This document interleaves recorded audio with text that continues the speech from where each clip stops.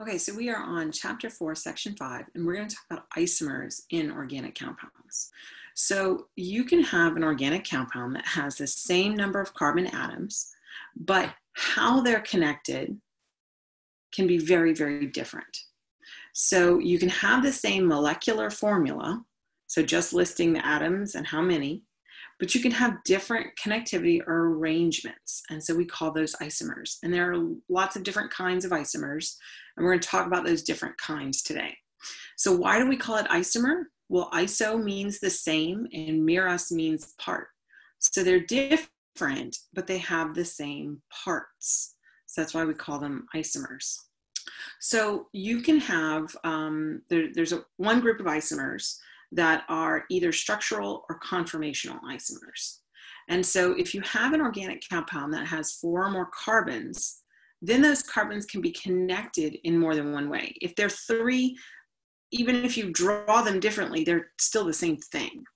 So once you get up to 4, you can actually connect them differently. So here's our example, C4H10. This is our molecular formula, so molecular. Okay, and then we drew out our structural, right? And so we can see on the left-hand side, we have a straight chain of carbons, all 4 in a row. But then when we look at our next carbon, if I were to count the longest chain of carbons, I could go 1, 2, 3, or I could go 1, 2, 3, but the maximum that I can get is 3 carbons, even though there are 4 total carbons inside the molecule. So we call the one on the left butane, and it is a straight chain alkane. And then the one on the right is a branched chain alkane. And so we would write that one as 2-methylpropane, because propane tells me I have 3 carbons, and 2-methyl tells me on the 1, 2, on the second carbon, I have a methyl group. A lot of times we have a common name as well. So we a lot of times call this isobutane because it's very similar to butane, but technically this is the correct name.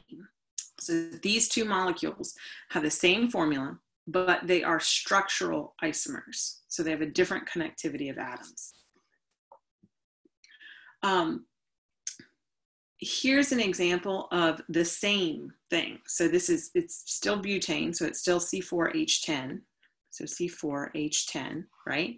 And here you can see we've drawn it differently, but just because we've drawn it differently does not make the molecule different. So what I want to do is I want to find my longest chain of carbons.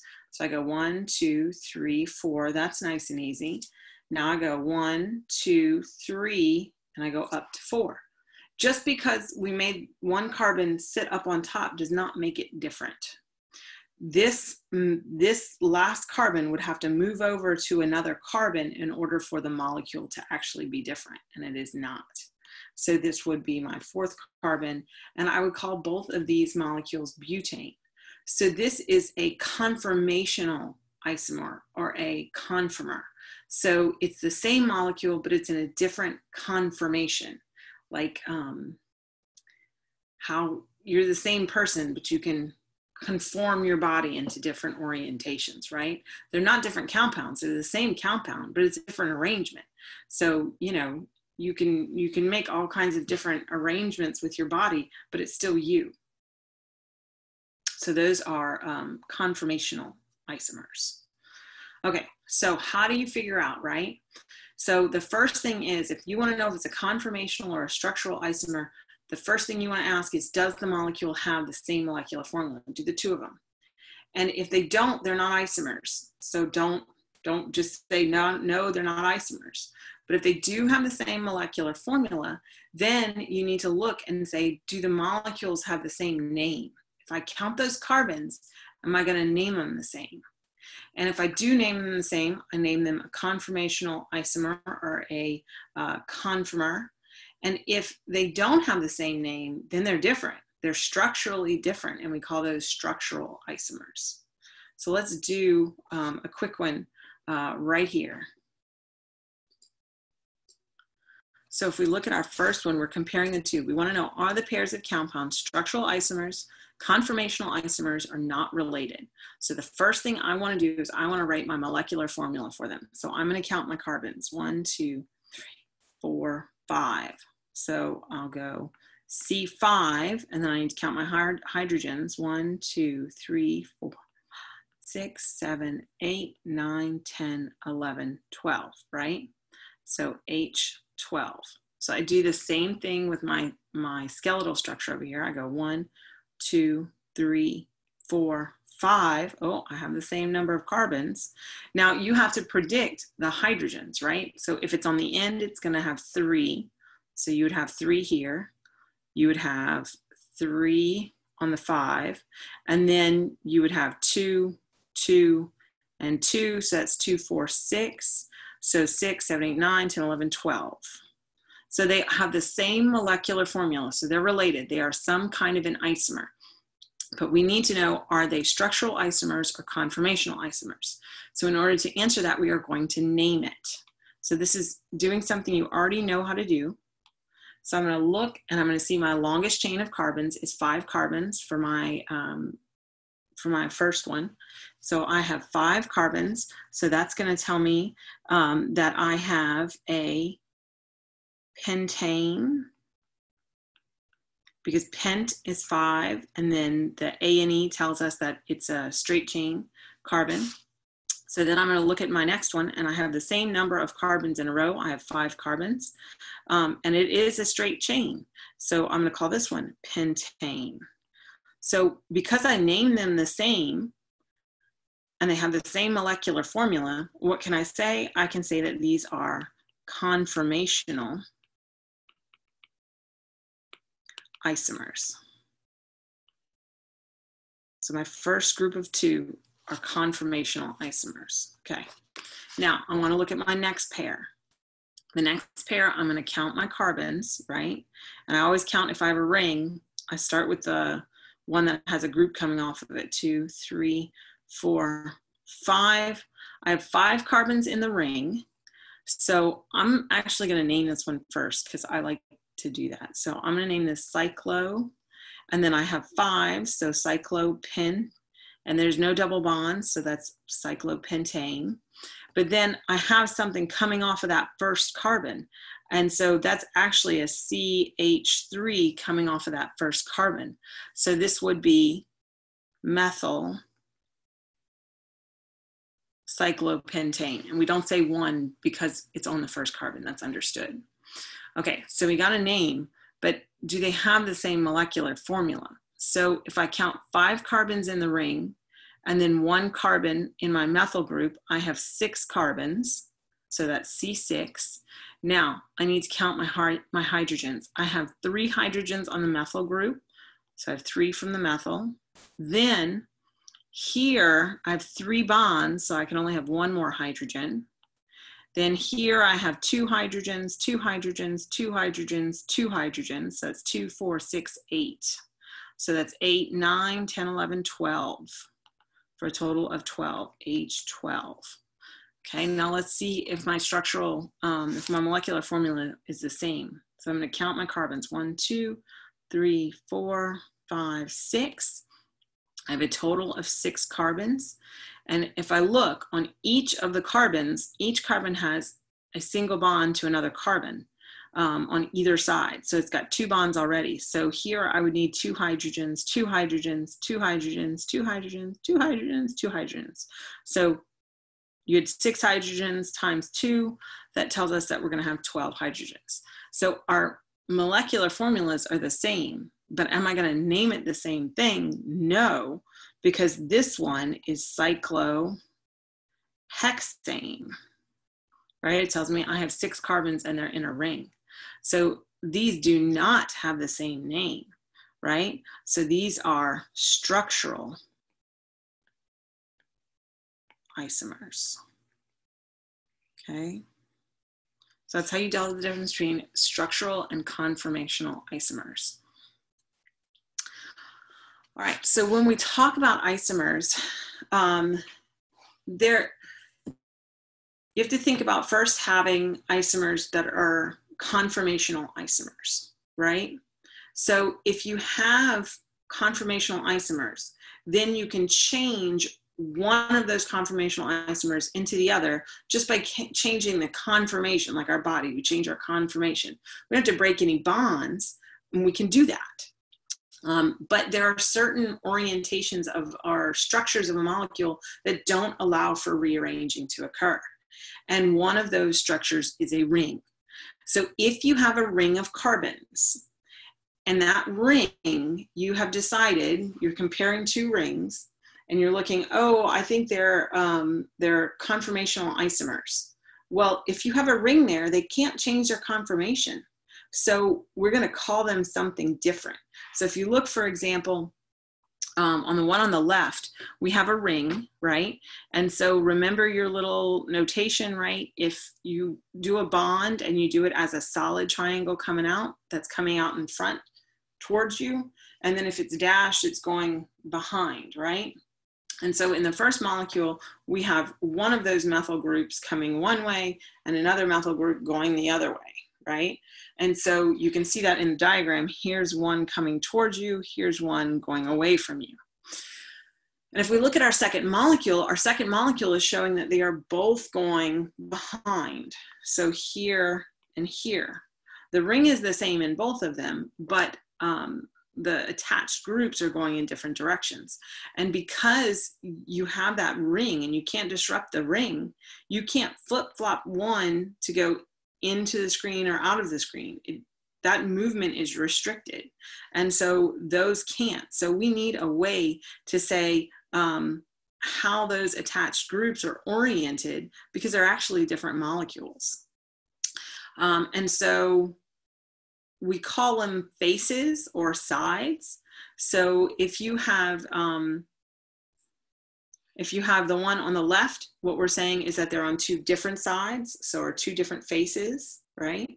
And then the one on the left, the one on the right here, what you're saying is they're both on the same face. So either they're opposite or they're the same. And so when they have the same molecular formula, they have the same attachments, but different spatial arrangement, we call that stereoisomers. So let's look at some examples, right? Here's the same ring, right? And so we're looking at the same thing where we have one molecule where one attachment is above and the other attachment is below. So we have one on the top face and one on the bottom face. And then here you have both of them on the bottom face. So what we say is that if they are on the same face, this is called a Cis Stereo Isomer. So we're going to call this cis. And if you remember the S sound, the same, if they are on the same face, they are cis. It's the same sound. And then the stereoisomer where we have one methyl on top and one methyl on bottom, we call this the trans isomer, okay? So if I were to go in and name these, I would name both of these 1,2-dimethyl cyclopentane, but they're not the same because some of the methyl groups are above and below and some of the methyl groups are both below. So it gives you a different molecule, right?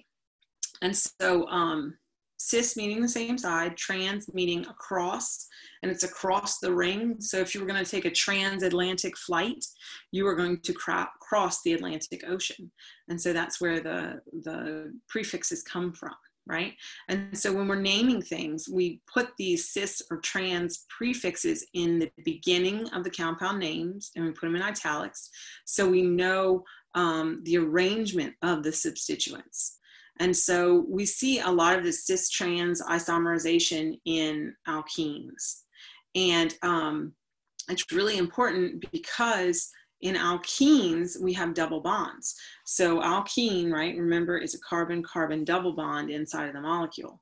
And so if you have two bonds, if you have a double bond, you can't rotate around it. I'm going to show you an example, right? So let's see here. Okay, this is what I want to show you. They use this is kind of a cool thing, right? So what they're saying is if you have a single bond, right? If you do this, you can rotate back and forth. And so you're not going to have a cis and trans because this is freely rotatable. But if I have a double bond, I can't rotate unless I break a bond. And you can't break a double bond. That will change the molecule. So you'll have a different molecule. And so what they're saying is if you have that double bond, you can't break it. And so because you can't break it, if my two groups are pointing up, they have to always be pointing up. If my two groups started with one up and one down, then that's the way it's going to be. And so this is why you have cis and trans in a molecule with a double bond. Okay, so let's see. So that's what we just said, right? If you have a compound that has a double bond and the similar groups are on opposite sides of the double bonds, that's a trans. So this is an example of a double bond, and we have one up and we have one down. I don't know if you can see that, one up, one down. So that would be trans.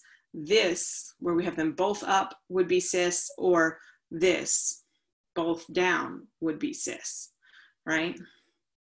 Okay, so let's look at some more examples, right?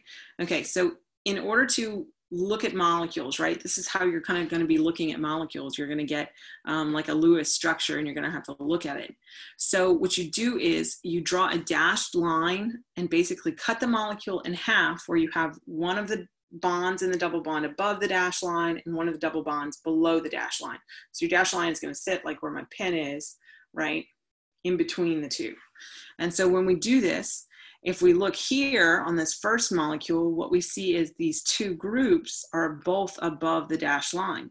So this is going to be the cis isomer, whereas here we have one below and we have one above. This will be the trans isomer, okay? And so the one below, it's the same molecules, we're just showing them in ball and stick figure, okay? All right, so let's look at a few of these so that we can better predict them.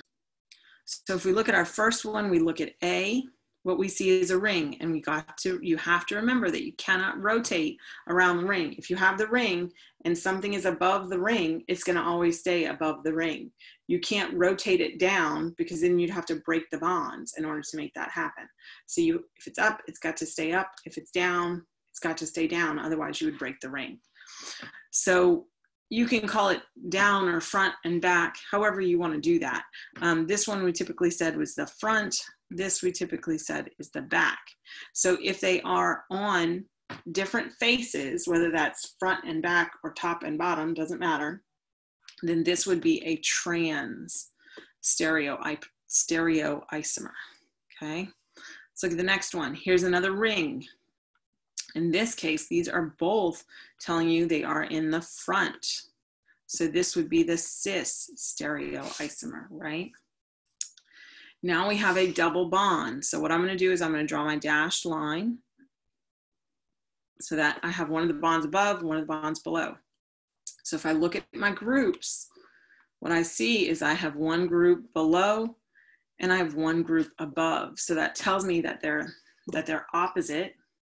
So that they're basically like this. I have one group, I guess it's opposite, right? I have one group below and I have one group above. And so this would be the trans. Here we're gonna do the same thing. We take our dashed line, we split that bond. We have here a group above and another group above. So this would be the cis isomer, okay? So those aren't too bad. Those are pretty easy, as long as you remember that rings and double bonds prevent movement of a group from above and below. All right, so now we're going to talk about fatty acids. So remember before when we talked about fatty acids, we talked about saturated fatty acids versus unsaturated fatty acids. So saturated fatty acids, these are all carbon-carbon single bonds, and you have the maximum number of hydrogens. That's a saturated. An unsaturated has at least one double bond. So here's my double bond. So I know that this is an alkene, right? Because it has a double bond. So this is an example of an unsaturated, and we know it's a fatty acid because we have this carboxylic acid acid group hanging out on the end of it. So when we look at that, what's going to happen with that double bond? That double bond is actually going to change the orientation of the molecule. If you look at a saturated fatty acid, if you look at a saturated fatty acid here, what you're going to notice is that it's a chain. It's a straight chain. That's why they call them straight chains. But when we get to unsaturated fatty acids and we start sticking in those double bonds, what ends up happening is because you put that double bond there, instead of having 4 things around a carbon that keep it in the same orientation, now this carbon and this carbon only have 3 things attached to them, right? They have the carbon, and then they have the rest of the chain going that way, and then they have a hydrogen going down. And so because you've changed that from being 4 attachments to only 3 attachments, remember that changes the molecular shape of the molecule. And so now the bond angles are different. Because the bond angles are different, we now have a huge change in our overall structure. So you can see this basically puts a kink in the molecule and makes it kind of V-shaped. Instead of being a straight chain across, we get this crazy V shape, right? And so it's important to understand that the unsaturated fatty acids contain cis alkenes. So remember, cis meaning that if we drew our dotted line, right, we see our groups are both 1, 2, they're both above, so they are cis, okay? So whenever we talk about fatty acids, we use a little notation, and we call them omega. And I don't know if you've ever seen the omega symbol. It kind of looks like italics W, right? And so when we have this unsaturated fatty acid, we want to number our fatty acid in a particular way. We're going to look for our carboxylic acid group, and that's going to be the end of the molecule. So we need to go all the way, cover all of those carbons, and find our first carbon. So our first carbon is on the completely opposite end of the carboxylic acid group.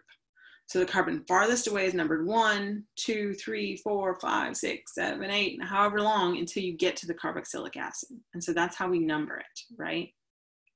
And so when you look at those structures, what you're going to see is something like this. So if I were going to name this molecule, I would give you kind of like, okay, I know that this is an 18 chain carbon and it's called oleic acid, but how do I designate the fact that it is an alkene and it has a double bond in it?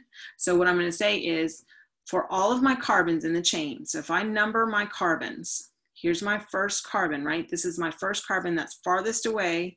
Here's our carboxylic acid group. I'm going to start from the farthest away. So that's number 1, 2. Then I'm going to move inward to count my numbers. So I counted them and I have 18. My last one, it's kind of hard to read. My last one was 18. That's my 18th carbon. So of all of those 18 carbons, right, I have 1 double bond. So the first number, the way that we show this, the first number, we show this in brackets. The first number is the total number of carbons.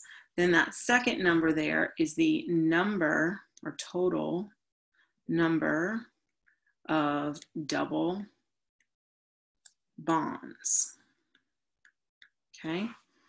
And so this is how we say, okay, this is how many carbons there are. This is how many double bonds we have. Now, we're going to say that it's the cis isomer by putting that little omega. So this is the omega. But we need to say where that double bond actually occurred. So you're going to put the number of the carbon that has the lowest number that's associated with the double bond. So I see here my double bond is between carbon 9 and carbon 10. So my lowest number is 9. So I'm going to say that little omega 9. So you know, you've heard of the omega fatty acids. This is where it comes from. We're just saying that it is unsaturated, and this is where the double bond is located. Okay. All right, let's see. So that we said how to name this, right? And there are some of these fatty acids, and you can actually have polyunsaturated fatty acids where you might have another double bond in another place on the molecule, right? It's entirely possible. And so our bodies can't produce all of them. And so there are some that are essential fatty acids, meaning that our bodies need them, not in large quantities, but our body needs them, but we can't make them. And so if it's an essential fatty acid, that means we need to get it from our diet, and we cannot synthesize it in our own bodies. Okay. So this is from your textbook. This just shows you some of the alkenes that are fatty acids. And so you can see here's a mono unsaturated, mono meaning we have one double bond. Then we have some poly unsaturated fatty acids. And so anywhere where you see that double bond, you can imagine that it's going to create a kink in the molecule. And so we know that there are some that are essential. You don't have to know exactly which ones are essential, but you do have to know that some of them are essential fatty acids. Okay. Ooh. So the next one is we want to be able to start from a name of a fatty acid and then be able to write it. So we're told to draw the skeletal structure for eosinic acid, which is a 20-to-1 omega-9 fatty acid. So in order to do this, what we're going to want to do is start right here. So what does this 20 tells us? This 20 tells us I have 20 carbons. The 1 tells us I have 1 double bond. And the omega-9 tells us that it's between carbon 9 and carbon 10 where we have that double bond. Okay, so if you kind of write that down before you start to draw it, I think you're going to end up getting these right.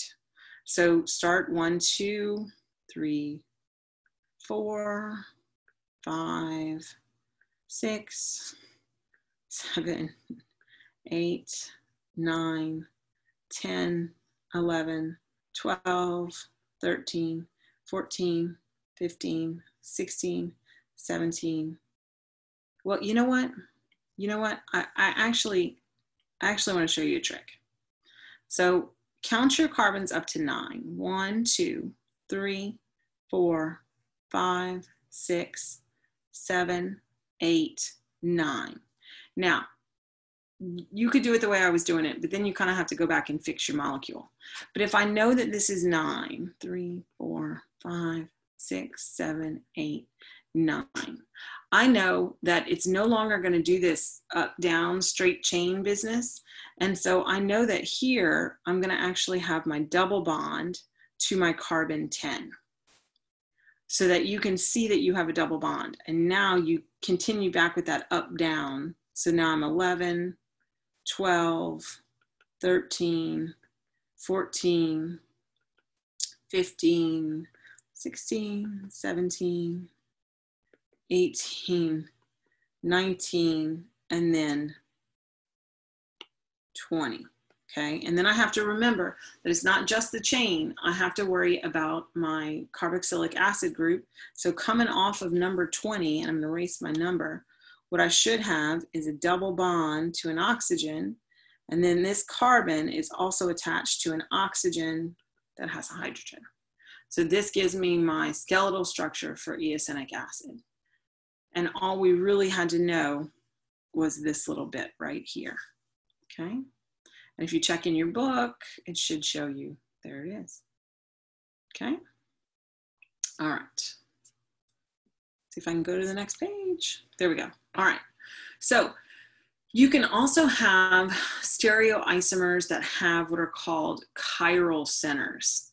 And so these are pretty interesting because they are molecules that are super, super similar, but have slightly different shapes. So if you've ever smelled an orange, right, you know, you cut open an orange and it smells really, really great. But the molecule that causes that really delicious smell is structurally very, very similar to the molecule that gives terpentine or turpentine, however you want to say it, that awful smell. It smells disgusting to me. It smells awful. But they're very, very structurally similar. So what you can see is the difference between the two molecules is just that the side group, one of the side groups that comes off of the ring there, one is going towards the back, that's delicious oranges, and then one where it's coming out from the front, and that's turpentine, and it stinks. So this is the ball and stick figures for the same thing, and so you can see this one is going towards the back, whereas this one is coming out in front at you, right? So here's the group that's going towards the back, and then here's the group that's coming out in front. So because they have different shapes, they're actually going to have different chemical behaviors, right? We can smell that difference. And so we have to be able to name them differently, right? So we know if two molecules are identical, if they're the same thing, just kind of in a different orientation, we can overlap them and they're superimposable. But our stereoisomers that have chiral center, you can't superimpose them. They're actually mirror images of one another. So we call those enantiomers. So if they're non-superimposable, but they are actually mirror images. So if you look at the two, I like this one, right?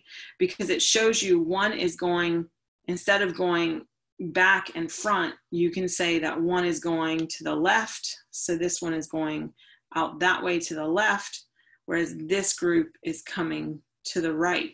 But if you put them side by side, it's like you put a mirror between them because they're mirror images, like your hands, right? Your hands are not exactly the same, but if you put them next to each other, they're mirror images of one another. So that is an enantiomer.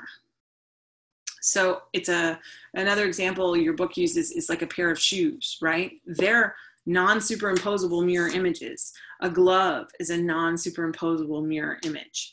And so the analogy with the hand is really important because this is how these objects were named. We call them chiral. So chiral meaning that they all have the same groups attached. So you all have the same fingers attached to your hands, right? But they're not exactly the same. I can't superimpose one hand on top of the other. It doesn't work. And so most enantiomers have a chiral center. And that chiral center typically is a carbon atom that has 4 bonds around it, but it's bound to 4 different things. And this is what allows that to happen. So we're using an example here. Here are 2 molecules, right? And we put a mirror between them, right? And what we can see is that they have the same groups. So the green CH3, right? They both have a CH3, a CH3.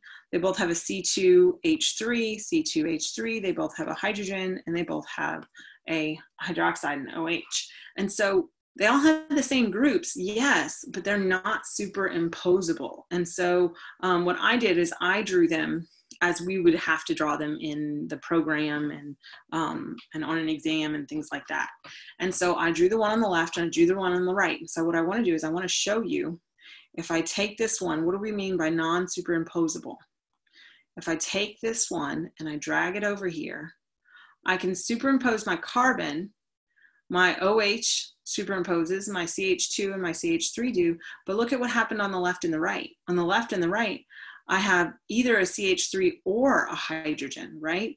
They're not superimposable, and this proves it, right?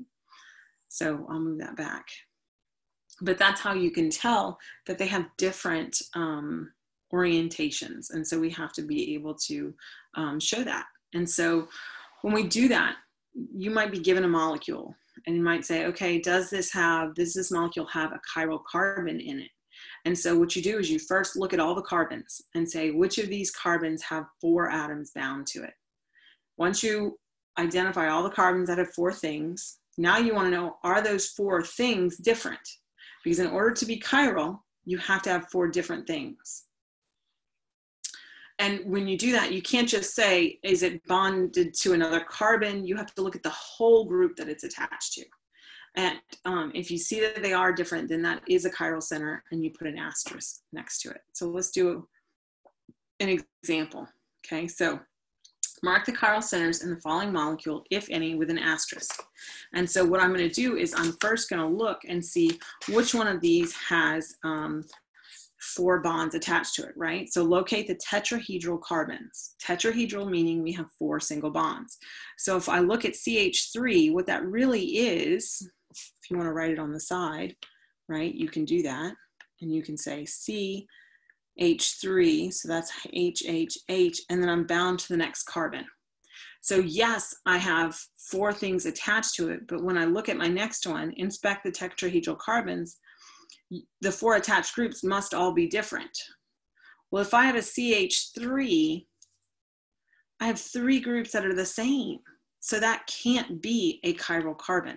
So I'm going to go ahead and say, even though it's 4, it can't be that one. CH2, I look at CH2 and I say, well, what does CH2 look like?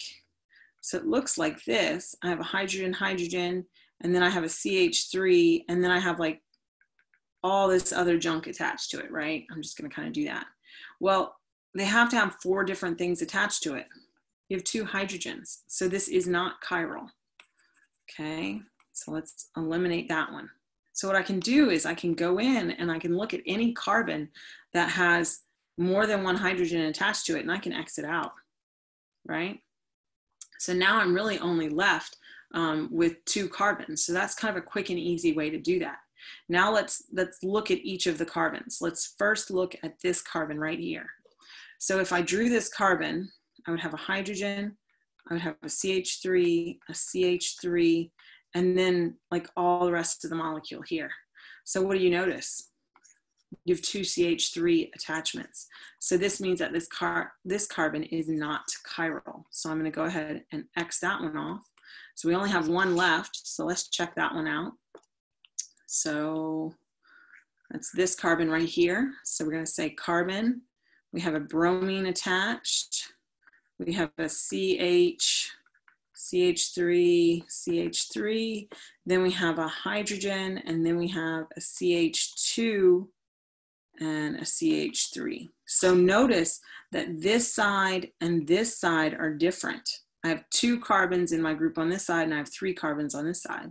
And then my bromine is different, and my hydrogen is different. So this one is chiral. So I would go ahead and put an asterisk right there on that carbon to denote that it is chiral. Okay. Let's do a few more real quick. So let's look at our molecule here. What I can say here is this is really CH3. So that's not chiral. This is really CH2, not chiral. Ooh, this one has 3 bonds. So this one might be chiral. So we're going to come back to that one right there. This one is a CH2, not chiral. This one is a CH3, not chiral. So I'm going to get rid of this, and I just want to draw my 1 that I have left. So I have a carbon, and I know it has to have a 4th bond, and that 4th bond is a hydrogen. So I'm going to put my hydrogen. Now I need to look at what's on either side. So this is a carbon, this is a carbon. So this central carbon right here that I circled in green is the same thing as this one, okay? And so now I'm going to bond it to a CH, that'll be a CH2 and a CH3. Then I have hydroxide on the top, hydroxyl group, and then I'm going to move this over, and I'm going to say I'm attached to a carbon and a carbon. So that would be a CH3, CH2. So what you notice here, maybe, is that this is the same thing. Oh, that's horrible to look at. Sorry, y'all. So this group right here is the same as this group right here, right? So this is, you have no carbons that are chiral. This has no chiral carbons. What did it ask us for? I don't remember. Mark the chiral centers, if any. So you would just leave it alone. You would say it's good, it's done. All right, so now let's look at something with a ring. This is something we kind of haven't looked at yet. So we know that it has to be tetrahedral. We know that we have to have 4 things attached to it. So if you look at something that has a double bond can't be tetrahedral. It doesn't have 4 things attached to it. So you can automatically eliminate the carbons that are involved in the double bond and move on and go and look at other things, right? Now I know right here, I'm going to have, this is a CH2. So I can go ahead and get rid of that one because I have 2 things attached to it. So now I'm just looking at the carbon that has the chlorine attached and the carbon with the OH attached. So let's draw those out. So I have a carbon here, and then I'll have a chlorine coming out the top, and then I'm going to have a hydrogen, and then I'm going to go around the molecule this way and kind of look at what I have, right? And you don't really have to draw it all out. Attached to a carbon, attached to a carbon, and we're getting around to the ring, to an OH, to a carbon, right? And it's going to come around. So that's that portion of the molecule.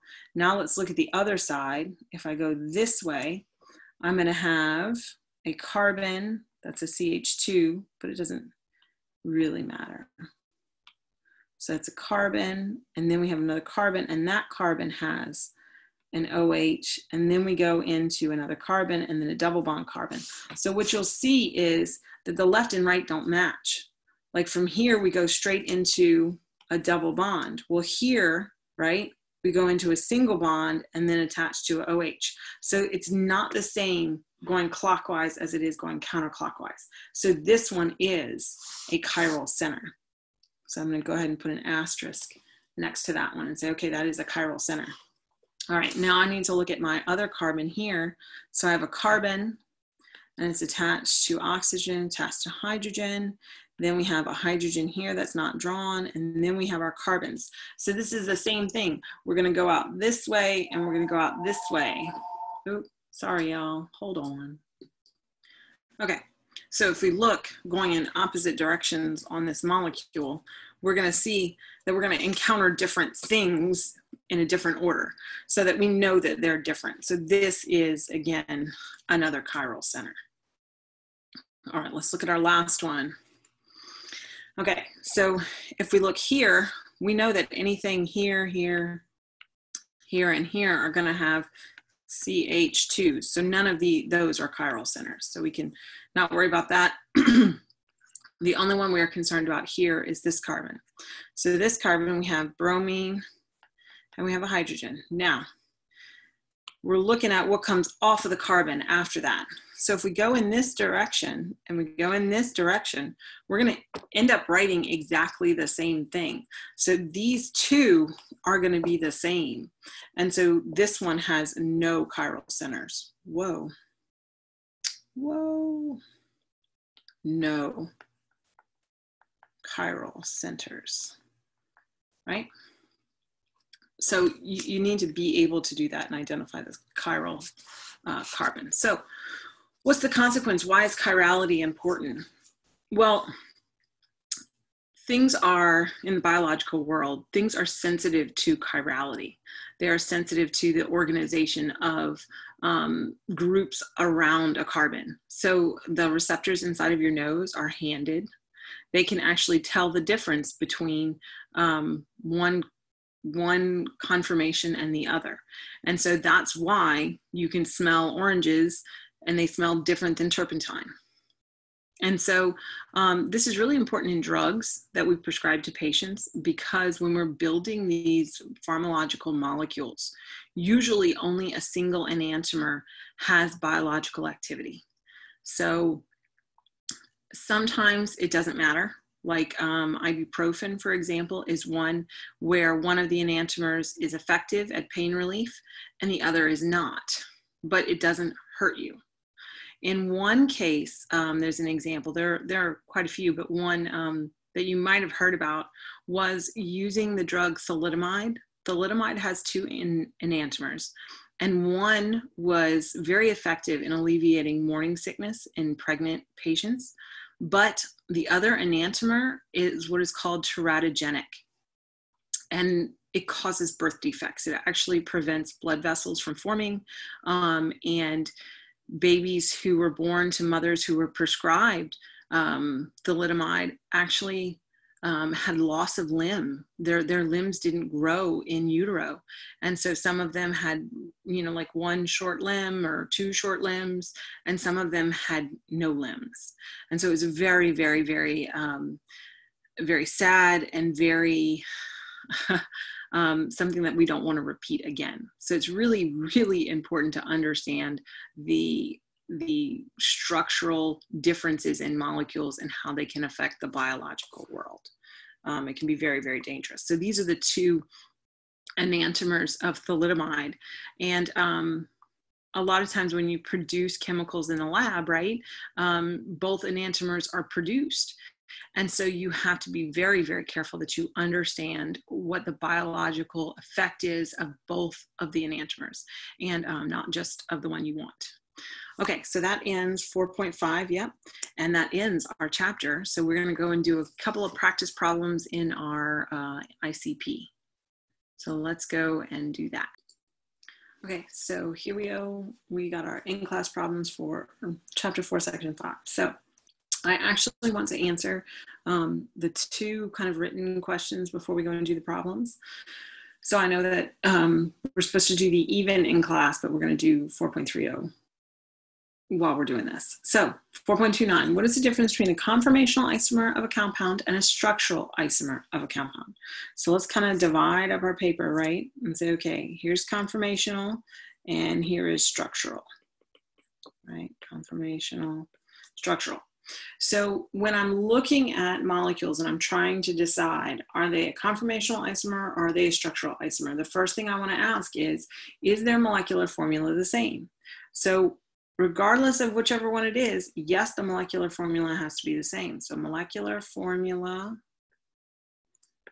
is the same. So we're going to put the exact same thing under structural. Okay, molecular formula is the same. Now, when we're trying to differentiate between conformational and structural, in conformational, all of the atoms are connected the same way.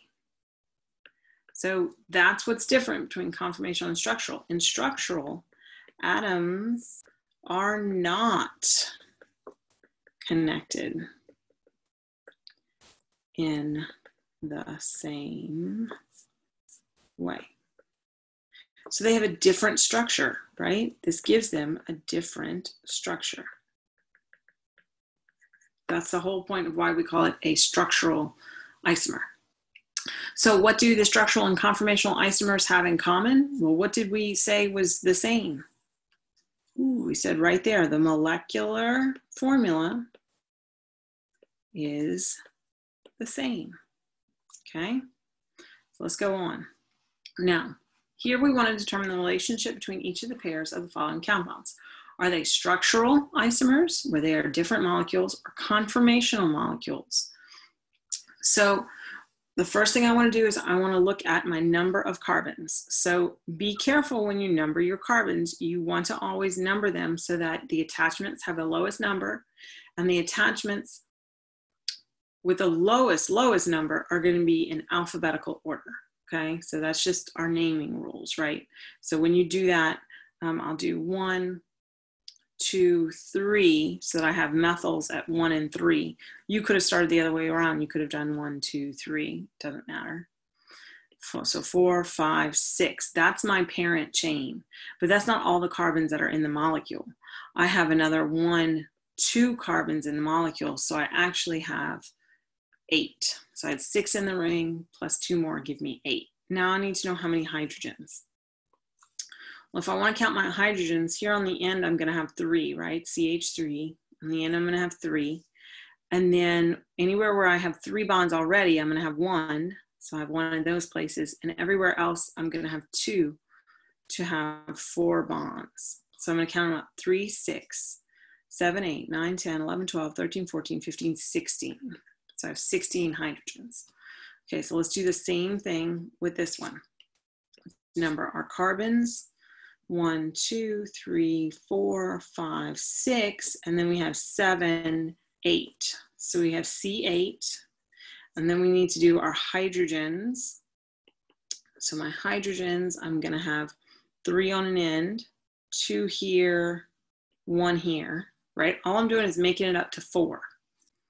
So then I have 2, 2, 2, 2, and 2.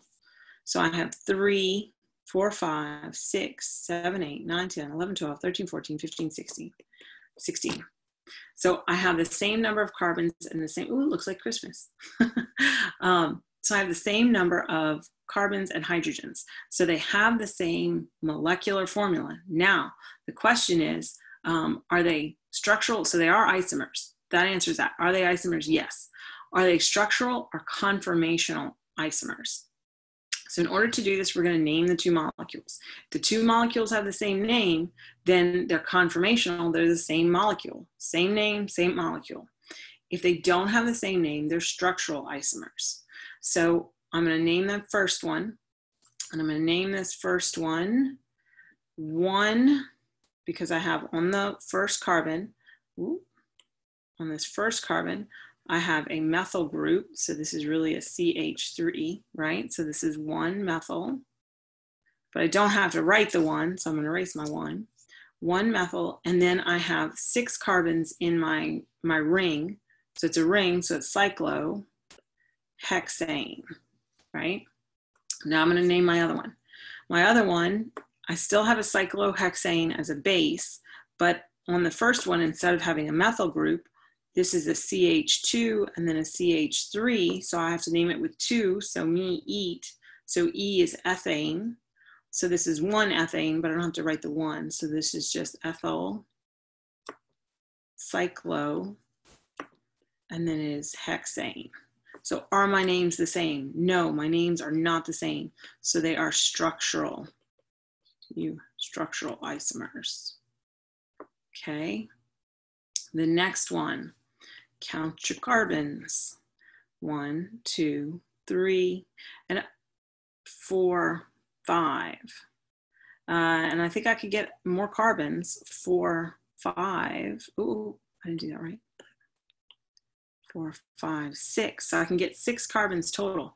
Now I want to be careful. I want to make sure that I'm numbering these so that my substituents have the lowest number possible. So I kind of need to go back and renumber this, right?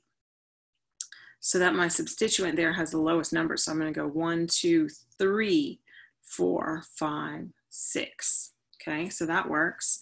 So I have C6, right? So now I want to, oh, I don't have C6 because I have 6 in the main chain and then I have my extra carbon, so C7.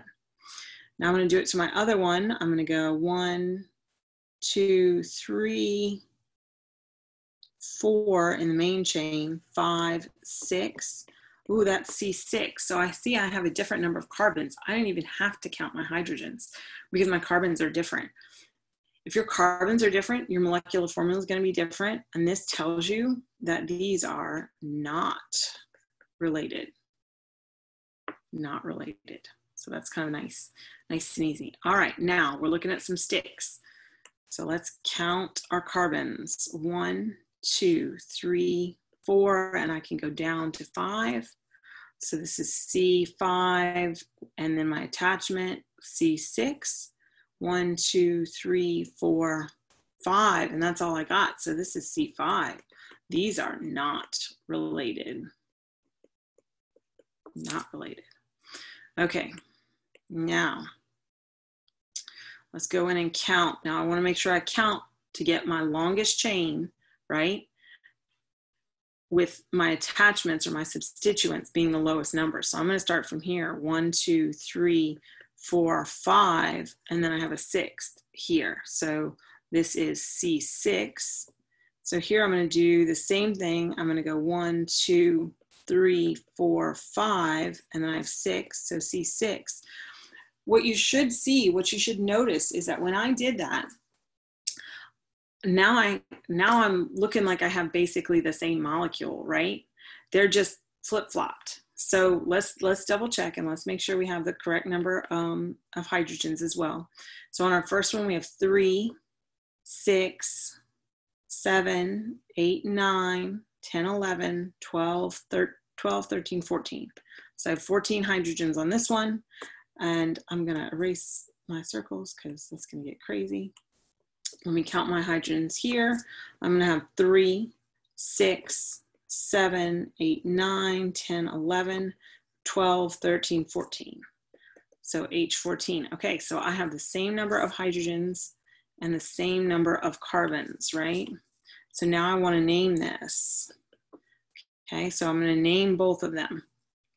So this one, my main chain is 5, and so that's pent. So, and it's all single bonds. So this is pentane, but I have something on my second carbon. So this is 2-methyl pentane. If I come over here, I do the same thing. I have 5 in my chain. This is pentane. I look on my second carbon, I have a methyl. Same name. So these must be conformational isomers. That means they're the same molecule. They're the same molecule. You just moved it. Okay. This next one.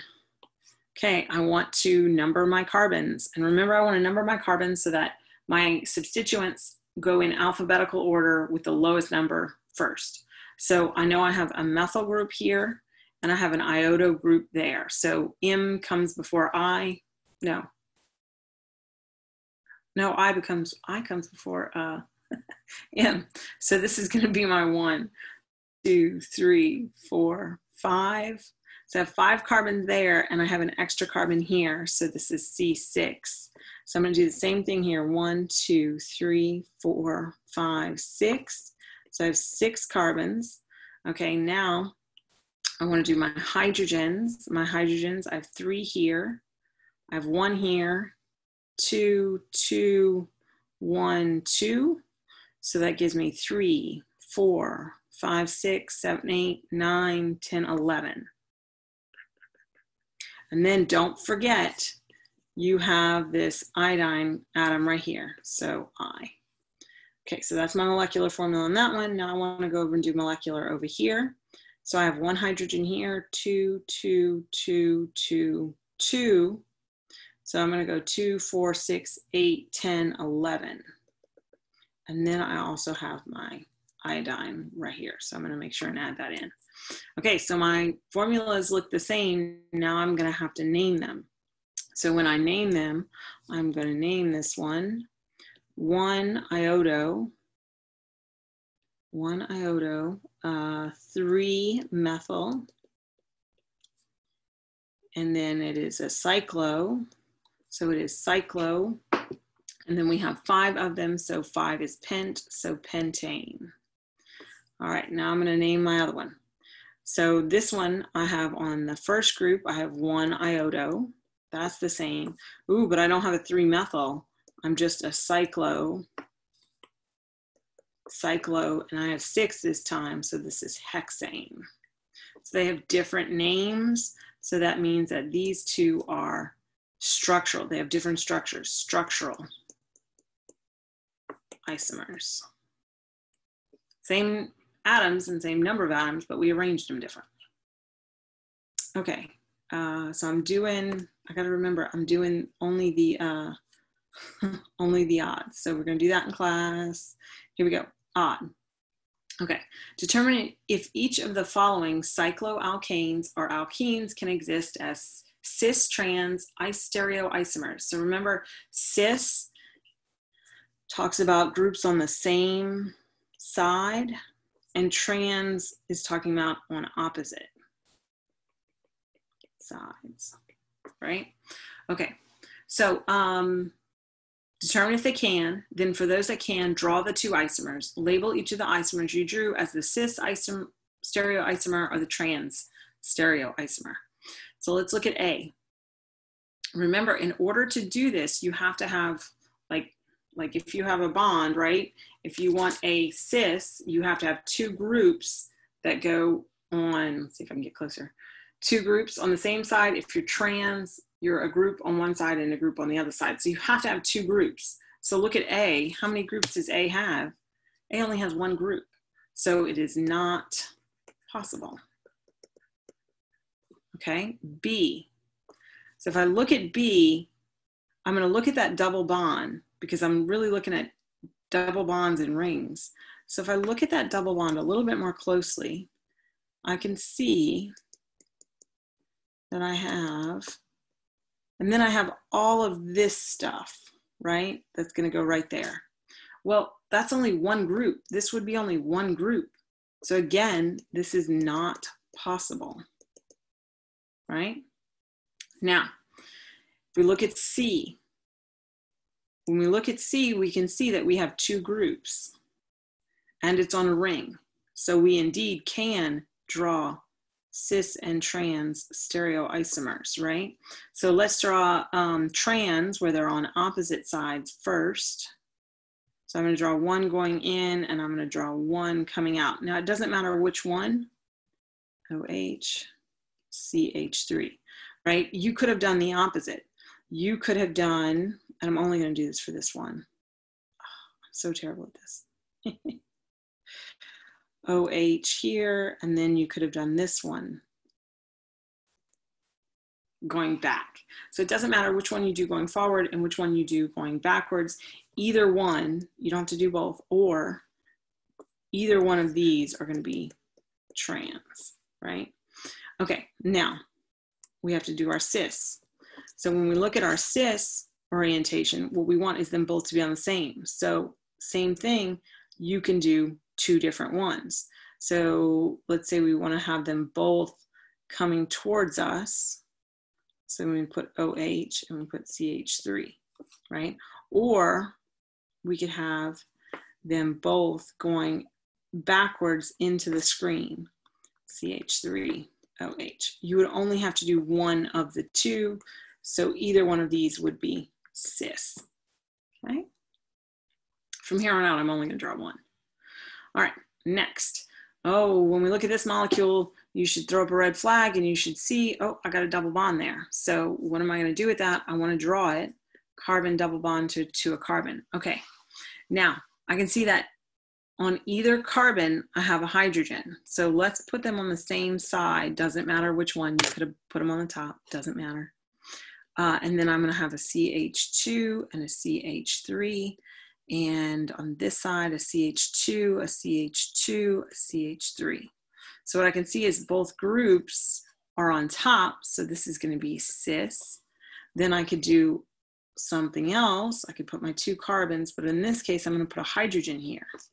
And I'm gonna put my CH2, CH3 group down below. And here I'll put hydrogen down below and CH2, CH2, CH3 up above.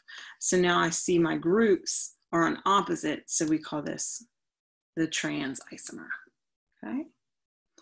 All right, that one's for class. Here we go.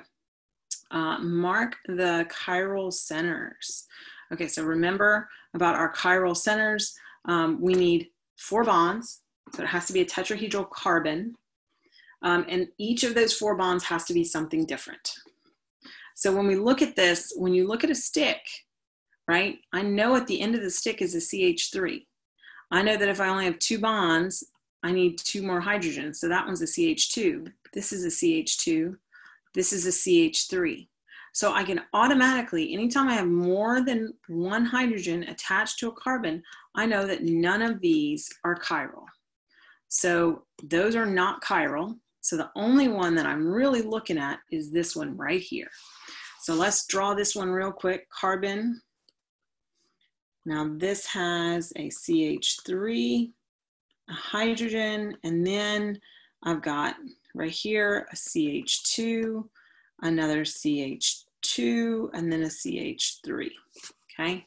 So are all 4 groups different? And the answer is yes. And so this is a chiral center. Okay, so you would just have to select or draw in the homework, you know, the little asterisk to show that you know it's chiral center. Okay, now this one's a little easier. B's a little easier, right? Anytime I see an H3 or an H2, I'm just gonna cross it out. I'm gonna say, nope, you guys can't be chiral carbons. Now I have 2 left. So let's first look at this one right here. So when I look at this carbon, I can see that attached to that carbon is a CH3 and a CH3. Oh, two of the same thing, can't be. So now I'm going to finally look at my last one, the one right here. So I have a CH2, CH3, a CH3, a CH3 bound to a CH3. Each of those three things, plus you have a hydrogen, so you would like have your hydrogen coming down here, are going to be, all four are going to be different. So that carbon, I'm going to erase all this junk, right? This carbon right here is carbon. So this one right here. Okay. All right, let's look at a ring. Oh, a ring's interesting. Okay, so we know that we need to have four things attached. So the first thing I do is I see that's a double bond, not going to be chiral. Next, I see my points here that only have two things attached. They're going to be the CH2s, so they can't be chiral. So I'm going to cross those out. Okay, now I have one last carbon. This carbon is bound to a hydrogen on one side, OH on another side. So those two are different. That's good. Now I need to look going in this direction and I need to look going in that direction. Is it the same?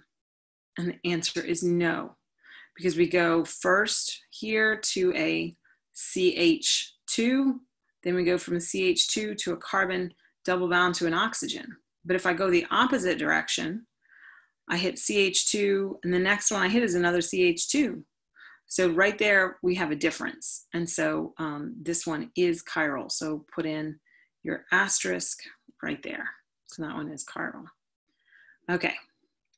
Now, ooh, lots of stuff going on here. So the first thing I see are double bonds, and I'm just gonna X those out because I need to have four different things attached. And so quick and easy, if you see a double bond, cross it out. Okay, the next thing I wanna do is I wanna go through and find anything that has more than one hydrogen. So that side group had more than one hydrogen. This one has more than one. This one has more than one. This one, this one. Okay, now I have two carbons left. So here and here. So I'm going to kind of erase everything else. Erase it all. Okay. And so now I'm looking at just these two. So if I look at this first one right here, this one right here, I have coming off of it a ring, and it's not the same ring that's coming off of the bottom. So those two are different. And then I have something coming off and it's a carbon going to a double bound oxygen, that's different. And then I have a hydrogen, right? Because I have to have four bonds. So this one is definitely chiral. Now let's check our second carbon down here. I'm coming up and I'm going into like a ring and a bunch of other carbon stuff. So that's really weird. Then I have a hydrogen here. Now I need to check going in the clockwise and counterclockwise direction. So if I go this way, the very first atom that I come into contact with is a nitrogen. When I go the opposite way, the first atom I come into contact with is a carbon. So they're all different. So these two are chiral. So let me erase all this other stuff, right? So the two chiral ones are right there and right there. Okay. And I think that is your last one. Yep, we'll do that in class. Okay, the end.